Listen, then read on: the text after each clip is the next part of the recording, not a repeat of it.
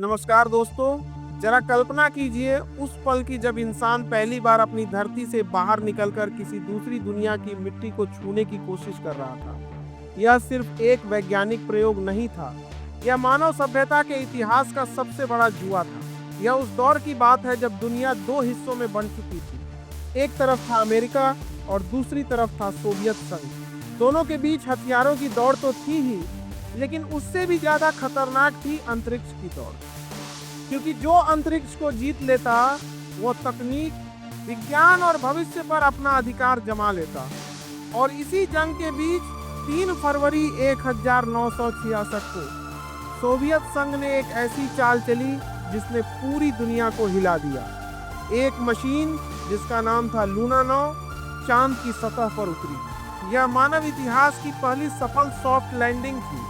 पहली बार इंसान की बनाई कोई मशीन किसी दूसरी दुनिया की जमीन पर उतरी थी और वहां से तस्वीरें भेज रही थी। यह सिर्फ एक वैज्ञानिक सफलता नहीं थी, यह एक राजनीतिक जीत थी। एक मनोवैज्ञानिक हमला था जिसने अमेरिका को झकझोर कर रख दिया था।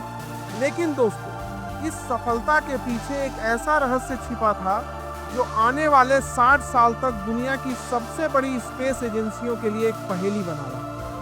क्योंकि जिस मशीन ने इतिहास रचा था उसकी सटीक लोकेशन कभी पता ही नहीं चल पाई। वह चांद की सतह पर उतरी जरूर, लेकिन जिस तरह से उतरी उसने खुद को चांद के विशाल रेगिस्तान में कहीं छिपा लिया। उस समय की तकनीक इतनी उन्नत नहीं थी कि उसकी एकदम सटीक लोकेशन को रिकॉर्ड किया जा सके। ना जीपीएस था, ना ही हाई रेजोल्यूशन कैमरे, बस अनुमान था। और समय के साथ वह अनुमान भी धुंधला होता चला गया। धीरे धीरे वह मशीन इतिहास के पन्नों में दफन हो गई। वैज्ञानिक जानते थे कि वह वहां है, लेकिन कहां है यह कोई नहीं जानता था। समय बीतता गया। अमेरिका ने अपने अपोलो मिशन भेजे, इंसान चांद पर पहुंचा, चला, वहां प्रयोग किए और वापस लौट आया।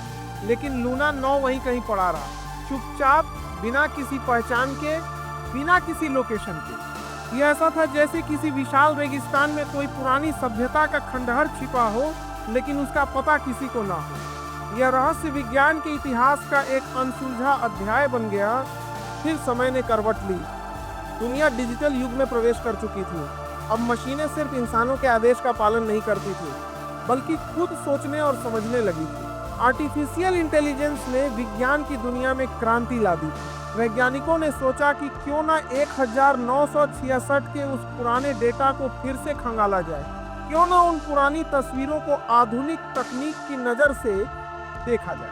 और यहीं से शुरू हुआ एक ऐसा मिशन जिसने पूरी दुनिया का ध्यान अपनी ओर खींच लिया। वैज्ञानिकों ने नासा के लूनर रिकॉनेसेंस ऑर्बिटर द्वारा ली गई हाई रेजोल्यूशन तस्वीरों का सहारा लिया।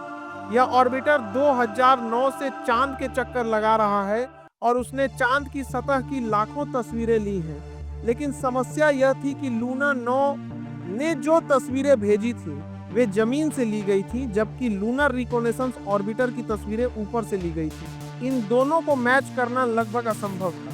लेकिन आर्टिफिशियल इंटेलिजेंस ने इस असंभव को संभव बनाने का बीड़ा उठाया। आई ने उन पुरानी तस्वीरों में मौजूद चट्टानों, गड्ढों और परछाइयों का विश्लेषण किया। उसने हर छोटी छोटी डिटेल को पढ़ा, हर पैटर्न को समझा और फिर उसे आधुनिक तस्वीरों से मैच करना शुरू किया। लाखों तस्वीरों को स्कैन किया गया, लाखों संभावित लोकेशनों को खंगाला गया और फिर एक दिन कंप्यूटर ने एक ऐसी जगह की ओर इशारा किया जहां सब कुछ मैच हो रहा था। यह वही जगह थी जहां 1966 में वह मशीन उतरी थी। लेकिन दोस्तों, आई का इशारा ही अंतिम प्रमाण नहीं हो सकता था। विज्ञान में हर दावे को प्रमाण की जरूरत होती है, और यही वह पल था जहां पूरी दुनिया की नजर भारत पर टिक गई। क्योंकि भारत के पास एक ऐसा जासूस था जो चांद के हर कोने को देख सकता था। वह जासूस था Chandrayaan 2 orbiter, Indian space research organisation द्वारा भेजा गया। यह ऑर्बिटर 2019 से चांद के चक्कर लगा रहा है। भले ही इसका लैंडर सफल नहीं हो पाया, लेकिन इसका ऑर्बिटर आज भी पूरी तरह सक्रिय है और चांद की सतह की सबसे स्पष्ट तस्वीरें ले रहा है। इसके अंदर लगा ऑर्बिटर हाई रेजोल्यूशन कैमरा दुनिया के सबसे शक्तिशाली कैमरों में से एक है। यह चांद की सतह पर मौजूद 25-30 सेंटीमीटर तक की छोटी चीजों को भी साफ साफ देख सकता है। अब वैज्ञानिकों की योजना है कि चंद्रयान 2 ऑर्बिटर को उस जगह के ऊपर से गुजारा जाए जहां एआई ने संकेत दिया। अगर वहां उस पुराने लैंडर की तस्वीर मिल जाती है तो यह सिर्फ एक वैज्ञानिक खोज नहीं होगी, बल्कि यह भारत की तकनीकी ताकत का सबसे बड़ा प्रमाण होगा। यह दिखाएगा कि आज भारत सिर्फ स्पेस रेस का हिस्सा नहीं है, बल्कि वह उसका नेतृत्व कर रहा है। यह खोज सिर्फ एक पुराने मलबे की खोज नहीं है, यह इंसान की उस यात्रा का प्रमाण है जो उसने अंतरिक्ष में शुरू की थी। यह हमें याद दिलाती है कि हमने कहां से शुरुआत की थी और आज कहां पहुंच चुके हैं। यह अंतरिक्ष पुरातत्व का हिस्सा है, एक जहां हम अपने अतीत को खोजते हैं ताकि भविष्य को बेहतर बना सके। आज जब दुनिया चांद पर वापस जाने की तैयारी कर रही है, जब नए मिशन भेजे जा रहे हैं, जब चांद पर बेस बनाने की योजना बनाई जा रही है, ऐसे में पुराने मिशनों की लोकेशन का पता होना बहुत जरूरी है, क्योंकि वे सिर्फ मशीनें नहीं हैं, वे मानव इतिहास की धरोहर है।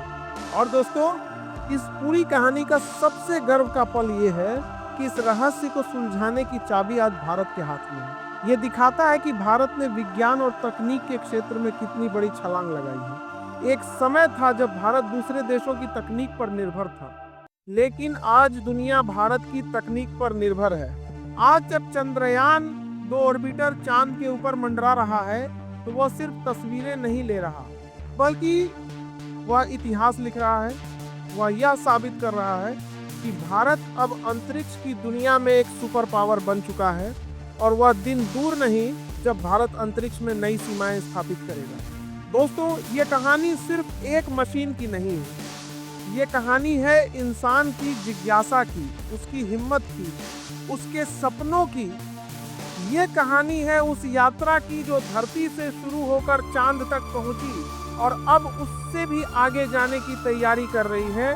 और इस यात्रा में आज भारत सबसे आगे खड़ा है, अपने झंडे के साथ, अपनी तकनीक के साथ, अपने आत्मविश्वास के साथ। और शायद आने वाले समय में जब इतिहास लिखा जाएगा तो उसमें यह जरूर लिखा जाएगा कि 60 साल पुराने एक रहस्य को सुलझाने में भारत ने सबसे बड़ी भूमिका निभाई थी। ये सिर्फ एक वैज्ञानिक उपलब्धि नहीं होगी, ये एक राष्ट्र के आत्मविश्वास की जीत होगी। यह उस नए भारत की पहचान होगी जो अब दुनिया को रास्ता दिखा रहा है। दोस्तों, अंतरिक्ष की यह कहानी अभी खत्म नहीं हुई है, यह तो बस शुरुआत है।